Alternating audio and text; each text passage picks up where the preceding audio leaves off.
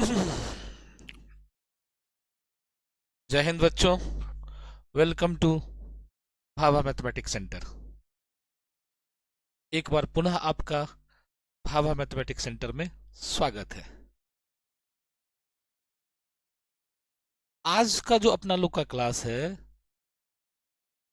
वो है formula number 4, day 4 formula course, जो 15 डेज का हम लोग का शुरू हुआ है, उसका चौथा दिन है क्लास 11th के लिए। तो उम्मीद है कि आपका पहला, दूसरा, तीसरा दिन जो हम लोग क्लास लिए हैं, डे 1, डे 2, डे 3, वो भी आपको अच्छा लगा होगा। और यदि अच्छा लगता है तो आप अपने दोस्तों के भी जरूर शेयर करें और ज़्यादा से ज़्यादा लोग उसका लाभ ले सकें। तो बच्चों, आज हम डे 4 का शुरुआत करते हैं फार्मूला कोर्स का। इससे पहले डे 1 में मैंने सेट थ्योरी के बारे में, फार्मूला के बारे में बताया था। Day 2 Cartesian product of set से रिलेटेड था। डे 3 इंट्रोडक्शन ऑफ ट्रिगोनोमेट्री था, ट्रिगोनोमेट्री क्या है, उसमें first chapter measurement of angle से रिलेटेड हमने बताया था। और डे 4 आज हम लोग trigonometrical identities, trigonometrical ratios, quadrant system और साइन ऑफ ट्री फंक्शन, इस सबसे रिलेटेड फार्मूला का आज स्टडी करेंगे डे 4 में। और मैंने बताया था ना कि 15 फार्मूला कोर्स है मेरे पास, 15 दिन का। इसी में पूरे 11th के पूरे चैप्टर का निचोड़ फार्मूला मिल जाएगा आपको एक जगह। ठीक है, तो ये 11th के लिए मेरा फार्मूला कोर्स, इसी तरह से 12th के लिए भी है। और फिर अलग अलग कोर्स भी होगा जो कि समय समय पर आपको सूचना दी जाएगी। तो बच्चों, मैं सवाल है कि सर आप कौन है। सबसे बड़ी बात होती है कि आप सर अपना इंट्रोडक्शन नहीं देते, सिर्फ पढ़ाते हैं। तो मैं डॉक्टर के चौधरी, किशोर सर उर्फ भाभा सर के नाम से लोग मुझे जानते हैं। और मेरे पास 15 वर्षों से पढ़ाने का अनुभव है। पहली बार मैंने कलम 2009-10 में पकड़ा था, तो अभी 25 हो रही, तो 15 साल का पढ़ाने का एक लंबा अनुभव है।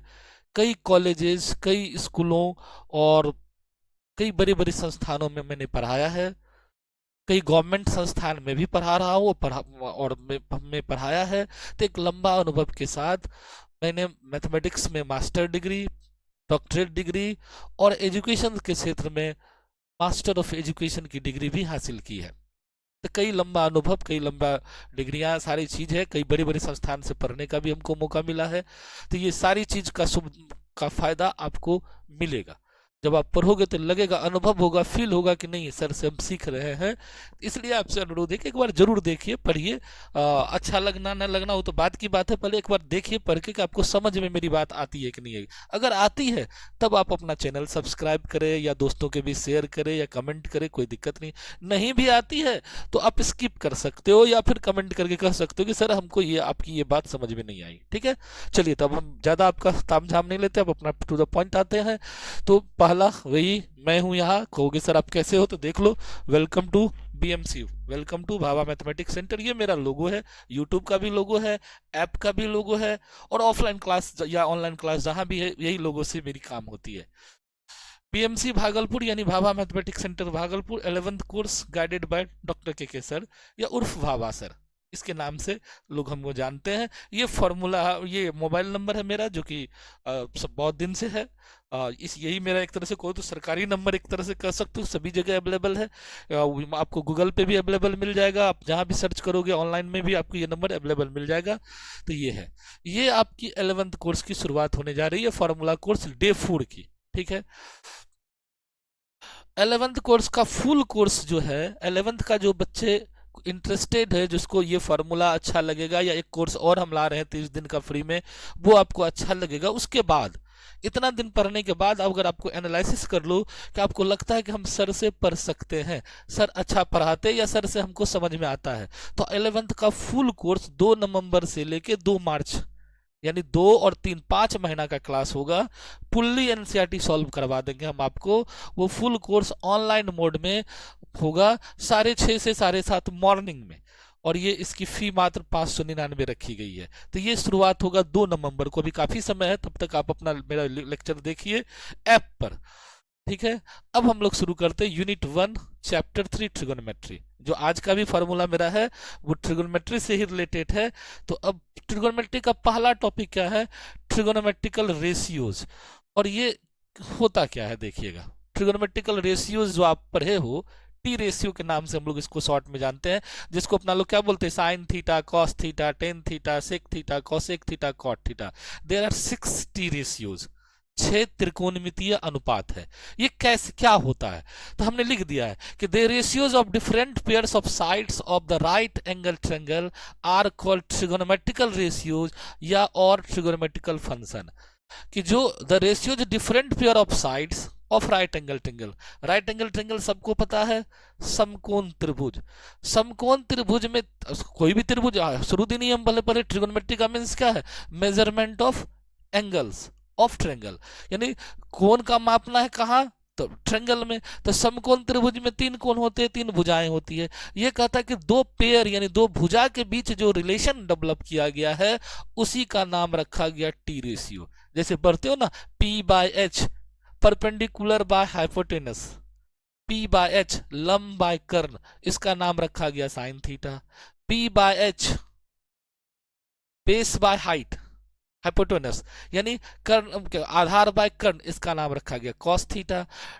Tan theta, P by B लंब बाय आधार, परपेंडिकुलर बाय बेस, इसका नाम रखा गया टेन थीटा। इसी तरह से तीनों को फिर उल्टा दो, cosec theta H by P, sec theta H by B, cot theta B by P। तो इस तरह से 6 ट्रिगोनोमेट्रिकल रेशियोज बना।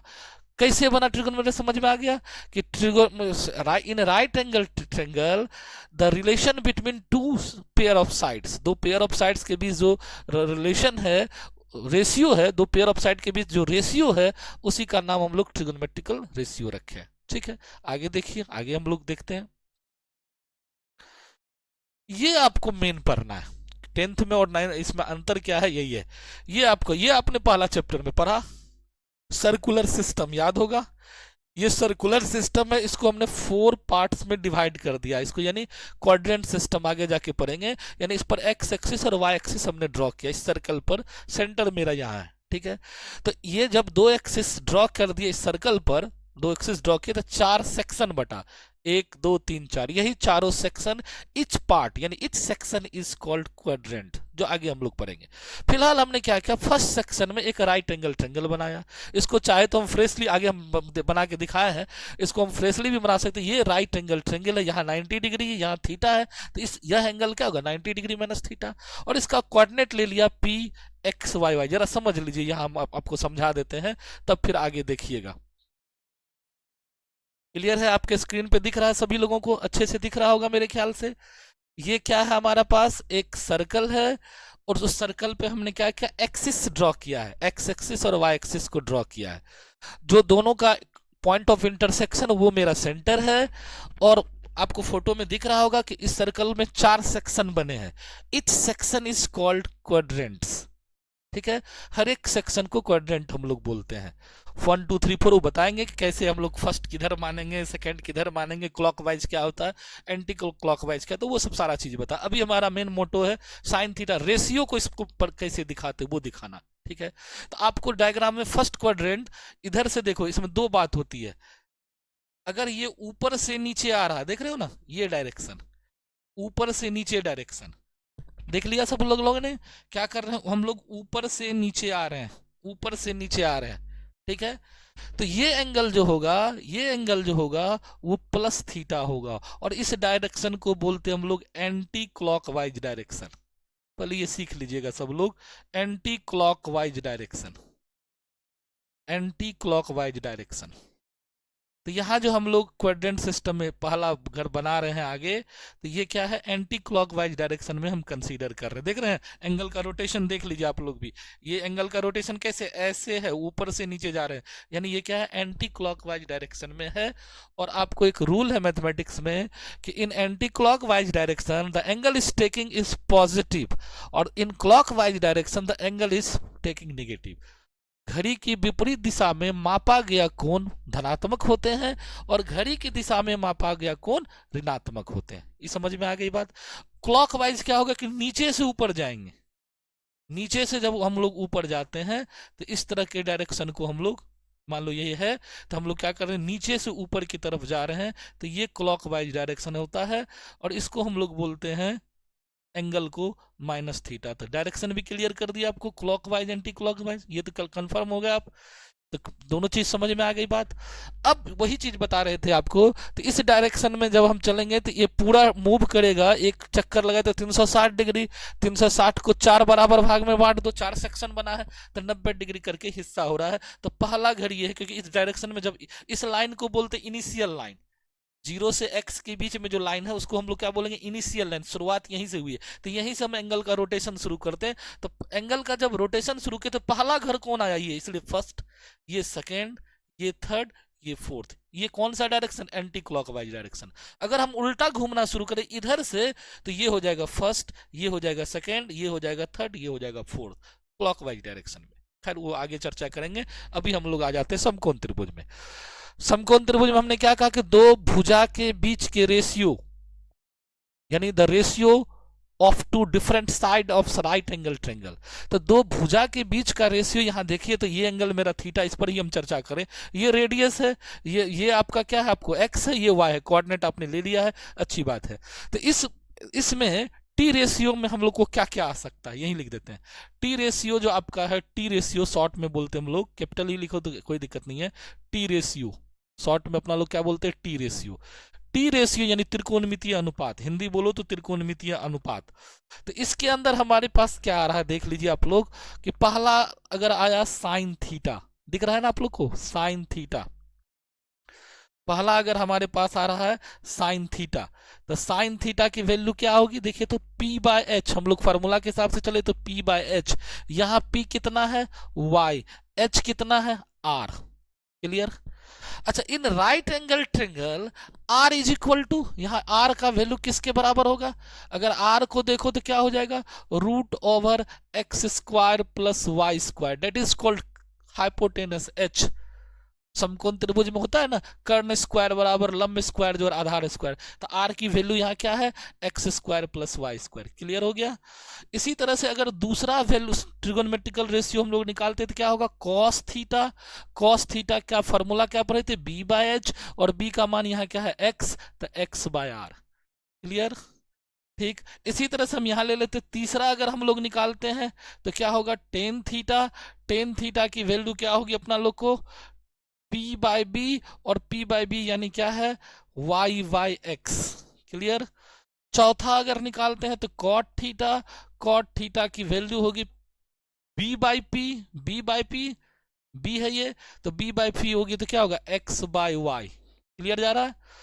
पांचवा अगर निकालते हैं तो सेक थीटा। सेक थीटा क्या होता है, एच बाई बी, एच कितना है आपके पास आर, बी कितना है आपके पास एक्स। और छठा और आखिरी निकालते हैं तो कॉसेक थीटा। कॉसेक थीटा होता है अपना लोग को एच बाई पी, एच कितना है आर, पी कितना है वाई। तो इस तरह से there are 6 trigonometrical ratio are present in first quadrant of circular system. क्योंकि सर इसकी क्या जरूरत पड़ी है, जरूरत आगे हम बताएंगे आपकी इसकी क्या जरूरत पड़ी, ये आपको अभी डिसाइड करा देंगे कि आपको जो रटते आ रहे हो कि फर्स्ट क्वाड्रेंट में all T ratio are positive, in second quadrant sine cosec positive other is negative, in third quadrant tan cot positive other are negative, in fourth quadrant cos sec positive other T ratio are negative. कैसे, रटना नहीं है, इसी से verify हो जाएगा। क्योंकि हम लोग 9th से लेके 10th क्लास में ये बात पढ़ लिए थे कि जब क्वाड्रेंट सिस्टम डेवलप हुआ है तो फर्स्ट क्वाड्रेंट में x का भी वैल्यू पॉजिटिव है और y का भी वैल्यू पॉजिटिव है, यानी फर्स्ट क्वाड्रेंट जो है वो x और y पॉजिटिव है, हम लोग 9th 10th में पढ़े हैं। सेकंड क्वाड्रेंट में x क्योंकि जीरो के इधर आ जाता है, देख लीजिए ये जीरो से इधर है तो ये निगेटिव हो जाएगा, और ये तो ऑलरेडी पॉजिटिव है तो माइनस प्लस। थर्ड क्वाड्रेंट में क्या होगा, ये दोनों निगेटिव है, और फोर्थ क्वाड्रेंट में क्या है, x पॉजिटिव है और y क्या है आपका निगेटिव है। तो इस तरह से चारों का कोऑर्डिनेट के हिसाब से साइन हमको पता है।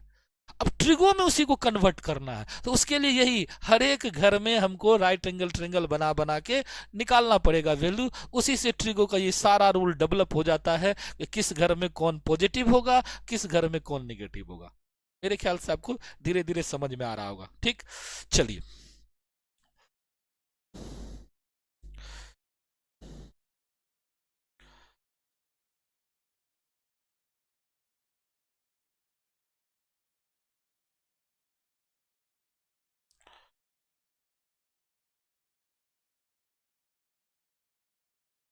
चलिए थोड़ा सा इधर आया, उसको हम ठीक कर लेते हैं।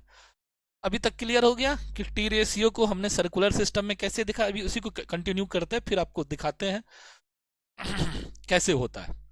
थोड़ा सा ध्यान से देखोगे ना तो सब चीज समझ में आ जाएगा। और एक दो बार वीडियो को, मतलब एक बार में मान लो, क्योंकि ये ऑफलाइन क्लास है नहीं कि अच्छे से मान लो एक बार में क्वेश्चन पूछ के हम लोग सॉल्व कर ले।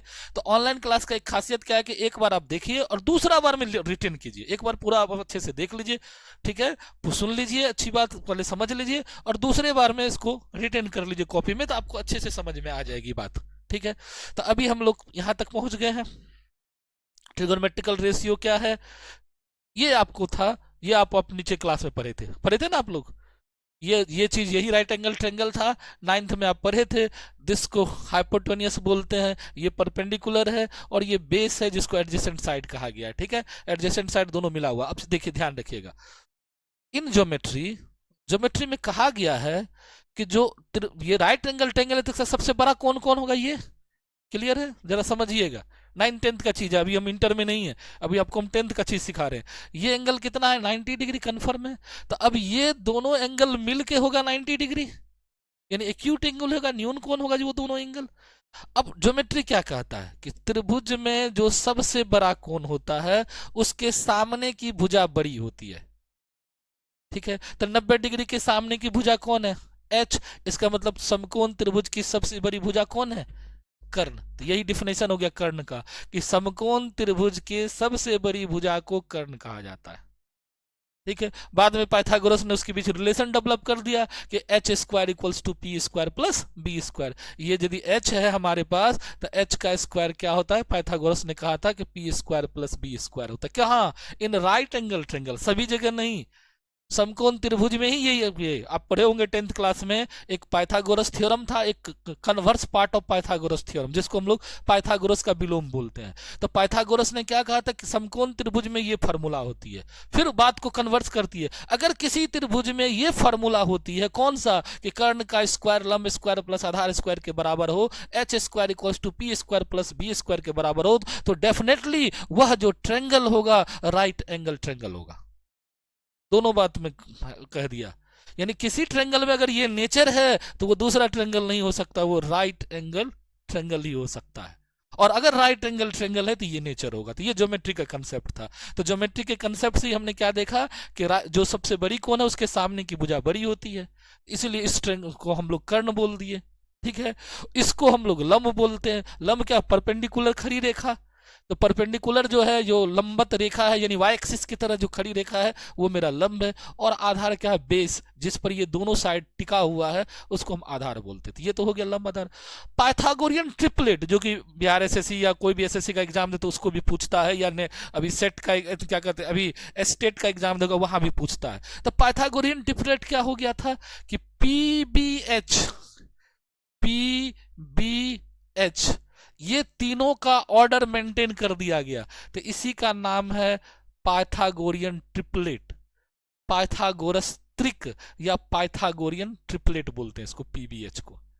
जैसे सर जी हम नहीं समझे पाइथागोरियन ट्रिपलेट क्या है, जैसे आप ले लो 3, 4 और 5, ये पाइथागोरियन ट्रिपलेट है। सर आप कैसे समझ गए ये पाइथागोरियन ट्रिपलेट है, तो हमने क्या बनाया था, कर्ण, सबसे बड़ी भुजा कर्ण, और दोनों भुजा के स्क्वायर के बराबर होगा। तो 3 का स्क्वायर कीजिए, 4 का स्क्वायर कीजिए, और 5 का स्क्वायर कीजिए, बराबर होगा। देख लीजिए करके, 3 3 जा 9, 4 4 जा 16, 25। तो 25 इक्वल्स टू 25। इसका मतलब ये पाइथागोरियन ट्रिपलेट है। इस तरह का क्वेश्चन आपको एग्जाम में, कम्पिटिटिव एग्जाम में भी पूछता है कि इनमें से कौन सा पाइथागोरियन ट्रिपलेट को फॉलो करता है, पाइथागोरस का जो त्रिक नियम है उसको फॉलो करता है। ये भी नीचे क्लास का 9th-10th का स्टैंडर्ड था, ठीक। तो इसके लिए अभी अपना लोग पढ़े, जो सारा टी रेशियो पढ़े। अगर ऊपर वाला एंगल के लिए लेंगे तो याद रखिएगा, जिस एंगल को लेंगे उसके सामने वाली भुजा, in front side is perpendicular, लंब। जो साइड लेंगे उसके सामने वाली जो भुजा होगी वो लंब होगी। यदि हम इस एंगल को लेना छोड़े तो इसके सामने का जो भुजा होगी ये लंब हो जाएगी। इसी वजह से sine 90 degree minus theta cos theta होता है, क्योंकि इस ऊपर वाले के लिए लंब आधार एक्सचेंज कर जाता है। ऊपर वाले के लिए उसके सामने वाली भुजा, यानी जो नीचे वाले का आधार था वो ऊपर वाले के लिए लंब बन गया। और नीचे वाले के लिए जो लंब था ऊपर वाले के लिए आधार बन गया, कर्ण वही रहेगा क्योंकि सबसे बड़ी भुजा वो है। तो इस वजह से साइन 90 डिग्री माइनस थीटा क्या होता था, कॉस थीटा होता। तो ये आप 10th में पढ़े हो, हम इस पर अभी नहीं जाएंगे अब उतना, क्योंकि जितना जरूरी था उतना हम आपको बता दिया। चलिए अब हम आते हैं नेक्स्ट पेज में। आपको यही है आपको जो बता रहे थे, आप अभी पढ़े भी कि साइन थीटा का फॉर्मूला क्या होता है, अभी हमने आपको बताया भी। फिर से एक बार लिख देते हैं जो आपको याद हो जाए, और 10th में आप खूब पढ़े हो इस सब। तो ये क्या होता है मेरा P बाय एच, और साइड के हिसाब से लिखेंगे तो क्या लिखेंगे, ए बी बाय ए सी। ये क्या होता है B बाय एच, और साइड के हिसाब से लिखेंगे तो क्या लिखेंगे, बी सी बाय ए सी। ये क्या होता है P by B, P by B, इसको लिखेंगे साइड के हिसाब से तो क्या लिखेंगे, A B by B C. ये क्या होता है H by P, A C by A B. ये क्या होता है H by B, A C by B C. और ये क्या होता है B बाय पी, यानी B C by A B. तो ये था आपका राइट एंगल ट्रेंगल में जो हम लोग साइन थीटा कॉस थीटा पढ़ते थे, वो जो है टी रेशियो, छो टी रेशियो ट्रेंगल बना हुआ आपको। ये 10th का कंसेप्ट है। ये अगर 10th वाले बच्चे लोग या जो भी कंपेटिटिव करते हैं वो भी देख सकते हैं। अच्छा एंगल ऊपर में, सॉरी हमने इस एंगल के लिए लिखा है, सॉरी एक चीज और ध्यान रखिएगा, ये एंगल के लिए इस एंगल को हम अल्फा बना देते हैं। ठीक, इस एंगल के लिए अगर आप लिखना चाहे तो कैसे लिखोगे, साइन अल्फा, तभी तुरंत हमने बताया था उसके सामने वाली भुजा लंब हो जाएगी, यानी ये हो जाएगा बी सी अपॉन ए सी। ठीक, कॉस अल्फा तो वो हो जाएगा A B upon A C.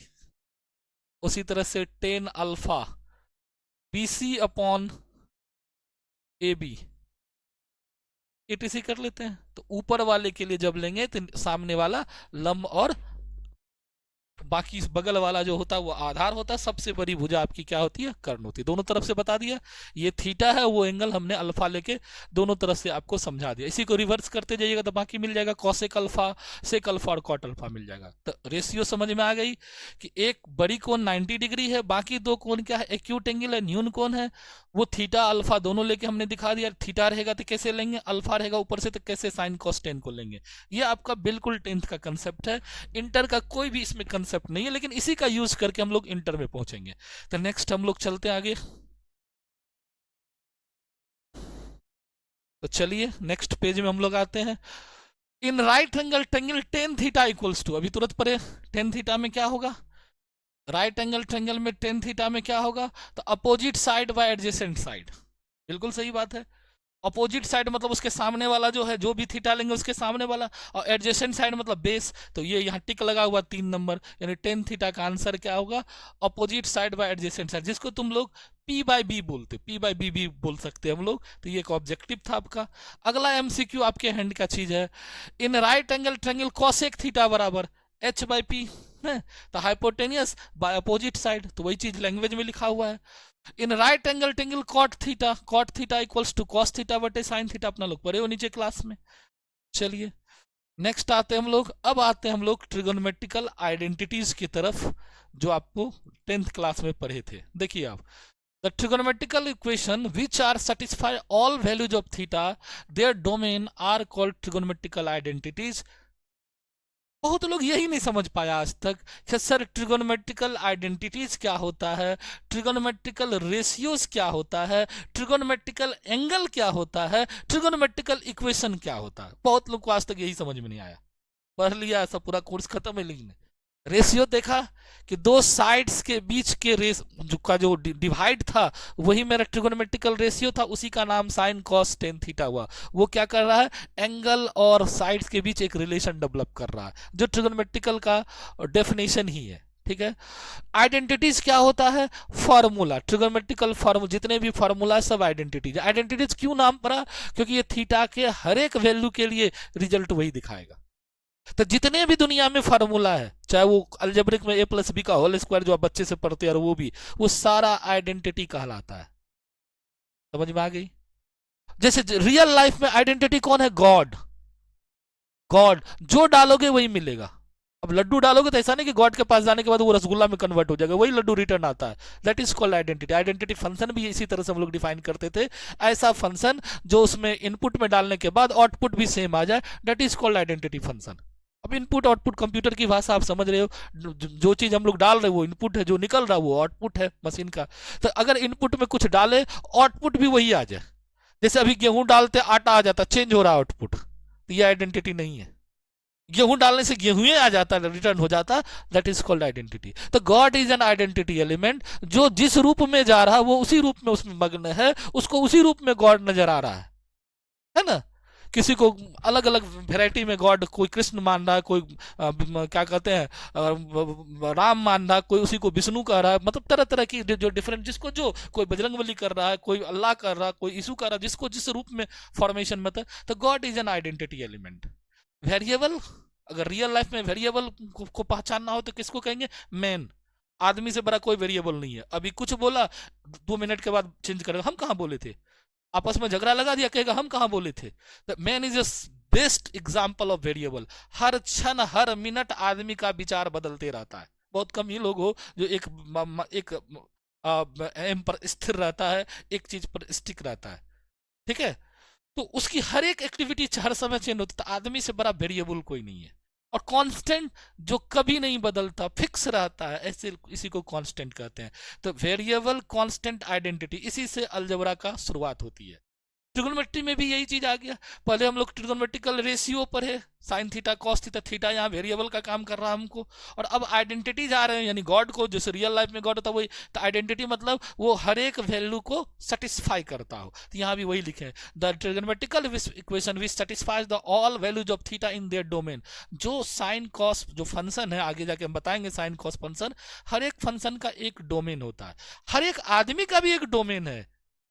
Function आदमी को, अगर man is also like a function, ये मैं नहीं कहता, 3 इडियट सिनेमा में ये बताया गया था कि मशीन के बाद व्हाट इज मशीन, तो कहता machine is like a function. बिल्कुल सही बात है, मशीन भी एक फंक्शन है। तो आदमी भी एक फंक्शन कह सकते हो, कि एक फंक्शन के फॉर्म में ले सकते हो कि आदमी का हर एक रूप नहीं, आदमी मल्टी वैल्यूज भी ला सकता है, तो मल्टी वैल्यूड फंक्शन हो जाएगा।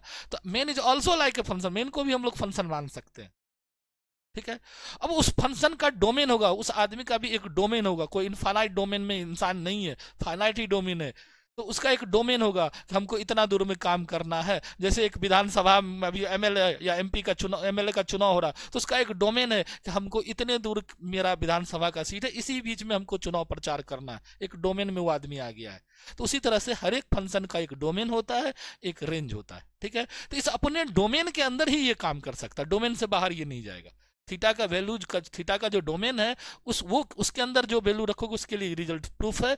अगर डोमेन से बाहर जाओगे तो ये रिजल्ट इनवैलिड हो जाता है। चलिए तो हम आते हैं, ये आप पढ़े हैं इसलिए हमको ज्यादा नहीं है, कि sine square theta plus cos square theta equals to 1, sec square theta minus tan square theta equals to 1, cosec square theta minus cot square theta equals to 1। 3 ये आइडेंटिटी फार्मूला, इससे हम लोग 9 फार्मूला डेवलप कर लेते हैं। और फिर कहोगे मन में आएगा सर ये प्रूफ कैसे होता है, तो 10th में आप किए हो, फिर भी हम एक तो दिखा देते हैं कि अगर आपको कहता है कि sine square theta plus cos square theta equals to 1 proof करने के लिए, तो कैसे आप प्रूफ करोगे, तो हम एक तो बता देते हैं आपको। ऐसे 10th में आप पढ़े हो, ये 90 डिग्रीज है, ये मेरा थीटा है, बिल्कुल है। इस एंगल में, इस थीटा में साइन थीटा का वैल्यू ये P है, ये B है और ये H है। तो साइन थीटा की वैल्यू आप पढ़े हो, कितना होगा? P/H। कॉस थीटा की वैल्यू आप पढ़े हो, कितना होगा? P/H। और फार्मूला जो आपके पास है LHS, जो आपके पास फार्मूला है, क्या है फार्मूला? कि sir sign square theta plus cos square theta कैसे प्रूफ करेंगे? थीटा रख के भी हम प्रूफ करते हैं। तो क्या होगा? P/H का होल स्क्वायर अब प्लस B/H का होल स्क्वायर, तोड़िएगा तो क्या आएगा इसको? ये आ जाएगा P square by H square, ये आ जाएगा B square by H square. फिर सॉल्व कीजिएगा तो क्या होगा? P square plus B square by H square. और P square plus B square क्या होता है? लंब स्क्वायर प्लस आधार स्क्वायर यानी कर्ण square. H square plus H square, H square cancel, 1 आ गया, RHS आ गया, आपका फार्मूला प्रूफ हो गया। इस तरह से हम लोग सारा फार्मूला को प्रूफ कर सकते हैं। क्योंकि सर ये कैसे कर दिए? ये हम ऐसे नहीं किए, ये पाइथागोरस का जो आप लोग टेक्निक सीखे थे वही लगाए।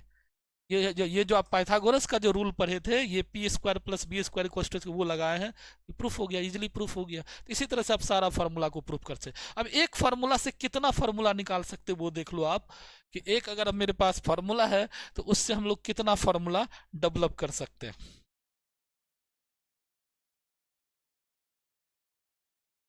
एक फार्मूला से हम लोग कितना फार्मूला डेवलप कर सकते हैं। तो, तो मेरे पास एक फार्मूला था, देखिएगा सब लोग, आइडेंटिटीज का भी फार्मूला था अपना पास। क्या था फार्मूला? फर्स्ट फार्मूला था कि sine square theta plus cos square theta equals to 1। यही था ना आपके पास फार्मूला, जो आप पढ़े थे, अभी प्रूफ हम भी किए। तो इसमें अगर हमको साइन स्क्वायर थीटा निकालना पड़े तो हम आराम से लिख सकते हैं sir ji 1 minus cos square theta. बिल्कुल सही बात है। कोई अगर हमको साइन थीटा की जरूरत पड़े तो हम आराम से लिख सकते हैं सर जी प्लस माइनस, अब 10th में खाली प्लस पढ़ते हैं, अब प्लस माइनस भी यूज कर सकते हैं आप, root over 1 minus cos square theta. ठीक। दूसरा, अगर हमको कॉस स्क्वायर थीटा की जरूरत पड़े सर जी तो हम लिख सकते हैं sir ji 1 minus sine square theta. हमको कॉस थीटा की जरूरत पड़े तो हम लिख सकते हैं sir ji plus minus root over 1 minus sine square theta. बोलिए, क्लियर? समझ में आ रही होगी बात? सभी लोग को समझ में आ रही है? यहाँ प्लस माइनस का हम लोग यूज कर रहे हैं। 10th में केवल प्लस क्यों लेते थे? क्योंकि वो फर्स्ट क्वाड्रेंट में ही सारा चीज था, इसलिए वहां माइनस का कोई यूज नहीं था हमको। ठीक है, लेकिन यहाँ हम लोग चारों क्वाड्रेंट सिस्टम में जाएंगे तो माइनस भी हमको काम देगा, इसलिए प्लस माइनस हम लोग दोनों ढोएंगे। दूसरा फॉर्मूला आपके पास था, याद कीजिए, कि sec square theta minus tan square theta equals to 1। तो इस फार्मूला से भी हम चाहें तो निकालने के लिए, तो सेक स्क्वायर थीटा का वैल्यू क्या निकलेगा? 1 प्लस टेन स्क्वायर थीटा। ठीक। फिर सेक थीटा निकालना चाहे तो रूट डाल दीजिए, plus minus root over 1 plus tan square theta. फिर दूसरा नंबर पे आइए, अगर आपको टेन स्क्वायर थीटा की जरूरत पड़ेगा तो क्या लिखेंगे? तो सेक स्क्वायर थीटा माइनस 1। और फिर टेन थीटा की जरूरत पड़ेगा तो क्या लिखेंगे? Plus minus root over sec square theta minus 1। इसी तरह से तीसरा फॉर्मूला में आएंगे तो क्या था? Cosec square theta minus cot square theta equals to 1। फिर कॉसेक स्क्वायर थीटा की जरूरत पड़ेगा तो क्या लिखिएगा? 1 प्लस कॉट स्क्वायर थीटा। ठीक। और फिर कॉट स्क्वायर थीटा का जरूरत पड़ेगा तो क्या लिखिएगा? Cosec square theta minus 1। उसी तरह से रूट डाल लीजिएगा। तो एक फार्मूला से हम लोग कितना फार्मूला निकाल लीजिए, देख लीजिए।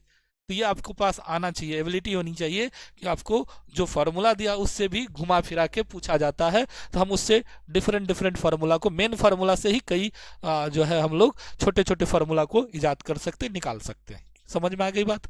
चलिए हम लोग नेक्स्ट आते हैं, जहाँ थे उससे अब अंतिम दौर में। आज हम ज़्यादा लंबा नहीं, क्योंकि हमारा टारगेट है कि बहुत ज़्यादा लंबा आपका क्लास नहीं हो, छोटा में ही आपका काम बन जाए और समझ में भी आ जाए। यहाँ तक हम लोग कर लिए, ये भी मेरा हो गया हाइपोटेनियस। अब हम लोग आते हैं राइट एंगल ट्रिंगल, हम लोग कर लिए। ट्रिगोनोमेट्रिकल आइडेंटिटीज पे थे, ये भी हो गया। और इनटू प्रोडक्ट फार्मूला, ये भी आइडेंटिटीज कहलाता है। Sine theta into cosec theta equals to 1 कैसे प्रूव करेंगे? P by H, H by P, सब कट के 1 आ ही जाएगा।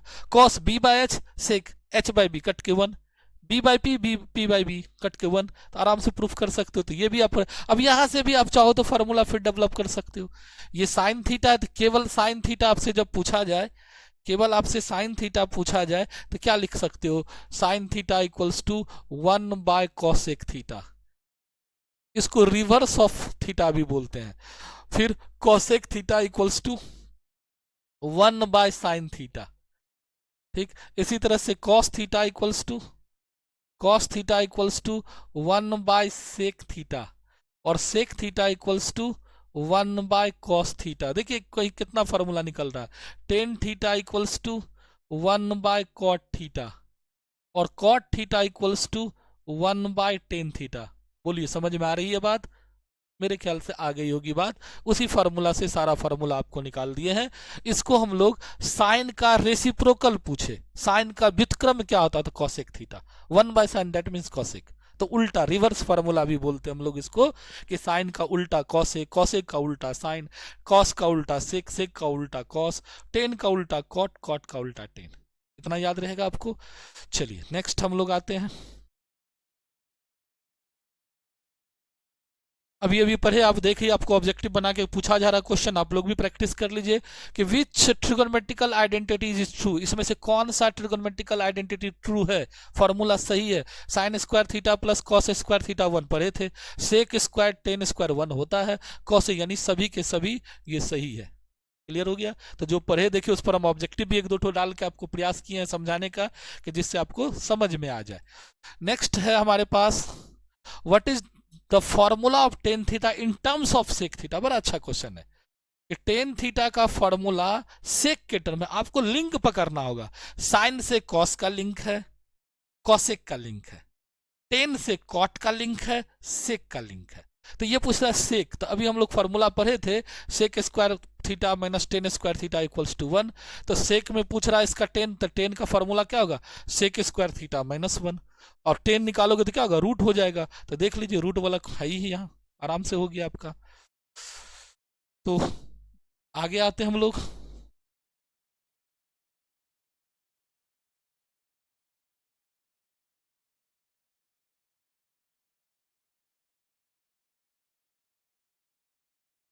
What is the formula of cos theta in terms of sine theta, वही चीज। कॉस का आपका किससे लिंक है, अभी तुरंत पढ़े थे आप लोग, क्या पढ़े थे, sine square theta plus cos square theta equals to 1। अब कहता है कि कॉस का in terms of sine theta, तो cos square theta equals to क्या होगा, 1 माइनस साइन स्क्वायर थीटा। तो कॉस थीटा इक्वल्स टू क्या होगा, root over 1 minus sine square theta. होता प्लस माइनस है, लेकिन जो ऑप्शन है उसके हिसाब से चलेंगे तो हमको क्या होगा, पहला नंबर ऑप्शन लगा हुआ भी है, ठीक है। तो इस तरह से आप निकाल के उसको जो आंसर कर सकते हैं, जो अभी अभी आपने पढ़ा है उसी के आधार पर ये सारा फॉर्मूला हम आपको दिखा रहे हैं। चलिए नेक्स्ट क्वेश्चन है। ये आपका ऐप है जो हम लोग पढ़ाई 2 नवंबर से शुरू करेंगे ऐप पर क्लास, जिसके लिए 599 का फी है। बिल्कुल 5 महीना हम लोग लगातार क्लास करेंगे। 11th का पूरा कोर्स खत्म किया। कहोगे सर 11th का कोर्स पढ़ के क्या करेंगे, आगे कम्पिटेटिव एग्जाम में काम देगा। जो लोग को जेई इंजीनियरिंग सेक्टर में जाना है, या एनडीए या सीडीएस की तैयारी करनी है, यानी +2 बेस पर अगर कोई एग्जाम देना, +2 साइंस बेस पर डीआरडीओ में जाना है, साइंटिस्ट के लिए जाना है, तो ऐसे लोगों को 11th का मैथ्स जरूर है जानना। नहीं जानिएगा तो आगे जाके आपकी नौकरी नहीं होगी, बहुत टेंशन होगा, बहुत परेशानी होगी। तो ऐसे लोग को अपना कोर्स पूरा पढ़ना चाहिए। जिसको जनरल कंपटीशन जाना, या इधर उधर मतलब सिंपल प्लेन पढ़ाई पढ़ना है, तो वो नहीं भी पढ़ोगे तो काम चलो, जितना जरूरी उतना पढ़ लो, काफ़ी है, उसके लिए उतना नहीं है। लेकिन जिसको अपना साइंस को बेस बना के करियर चुनना है, उनको ये चीज़ जानना चाहिए। नहीं आएगा तो आपको दिक्कत होगी और फिर परेशानी में पड़ जाओ। जैसे जैसे आगे बढ़ोगे आपको परेशानी बढ़ती जाएगी। इसलिए आपको अपना सब्जेक्ट का नॉलेज रखना चाहिए। ये मेरा ऐड है। और ये डीपीपी कोर्स एक ऐड है, ये भी daily practice problem for IIT JEE and Bihar board exam class 11th। Daily हम एक क्वेश्चन लाएंगे, ज्यादा नहीं, मात्र आपसे 7 5 या 10 मिनट लेंगे। अभी शुरू नहीं करेंगे, दीपावली के बाद शुरू करेंगे ये डीपीपी कोर्स।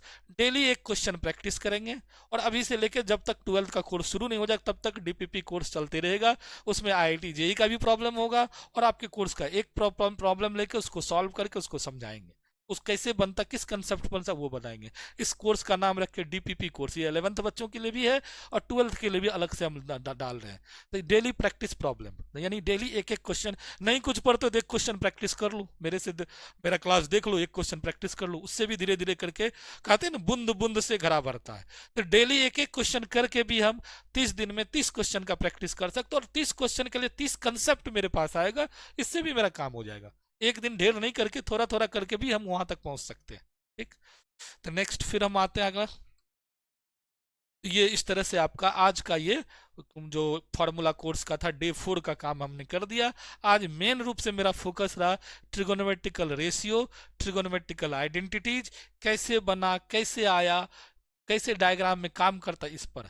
नेक्स्ट क्लास जो मेरा है ट्रिगोनोमेट्री से रिलेटेड वो है sine of trigonometrical function, quadrant system, trigonometrical values, इस पर होगा, यानी लेक्चर नंबर 5।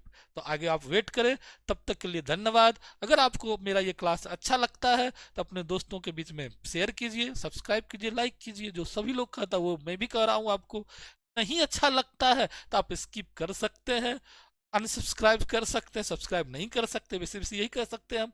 और अच्छा लगे तो कमेंट भी जरूर लिखिए, कि कमेंट से क्या होता है ये पता चलता है कि बच्चे उनको अच्छा लग रहा है। ऐसे आप करिएगा तो पता नहीं चलेगा, लेकिन कमेंट करेंगे आप तो हमको लगेगा कि नहीं ये जो है बच्चे मेरा फीडबैक दे रहे हैं, एक तरह से मेरा फीडबैक आप दे रहे हो कि हम कैसा पढ़ा रहे हैं, आपको मेरी पढ़ाई समझ में आ रही है कि नहीं। तो इसलिए जो लोग को ठीक लगे कमेंट भी कर सकते हैं, हिंदी में भी कमेंट कर सकते हैं, ऐसा कोई जरूरी नहीं कि अंग्रेजी में ही कमेंट करना, आपको जैसे लगे कमेंट भी कर सकते हैं। ठीक है, तो इसी के साथ आज का क्लास यहीं हम लोग एंड करते हैं, नेक्स्ट मिलते हैं फिर लेक्चर 5 के साथ, फार्मूला का 5 लेके। आप शुरू से देखिएगा तो आपको समझ में आएगा, कोरिलेटेड हो रहा कोर्स, इन्हीं के बीच से कहीं से भी उठाइएगा तो फिर दिक्कत हो सकती है, शुरू से देखिएगा तो हर एक टर्म समझ में आ जाएगी। चलिए तब तक के लिए धन्यवाद। हाँ, आपके लिए 2 कोर्स अभी आ रहा है, एक तो वही 2 नवंबर से जो हम पूरा कोर्स लाएंगे ऐप पर ऑनलाइन मोड में, एक है 30 दिन का यूट्यूब पे फ्री क्लास मिलेगा पूरा 11th का, जहां तक होगा कोर्स समेटने का प्रयास करेंगे 30 दिन का, तो वो भी आप देख लेना। बाकी एक कोर्स और है वो डीपीपी वाला, तो वो भी आपके लिए फायदा है, यानी 11th के लिए हम लोग 4 कोर्स दे रहे हैं इस बार। इसी तरह से 12th के लिए 5 कोर्स हम अभी से ला रहे हैं, और जब तक एग्जाम हो जाएगा तब तक 5 कोर्स 12th के लिए भी हम लॉन्च कर रहे हैं। ठीक है, चलिए थैंक यू वेरी मच।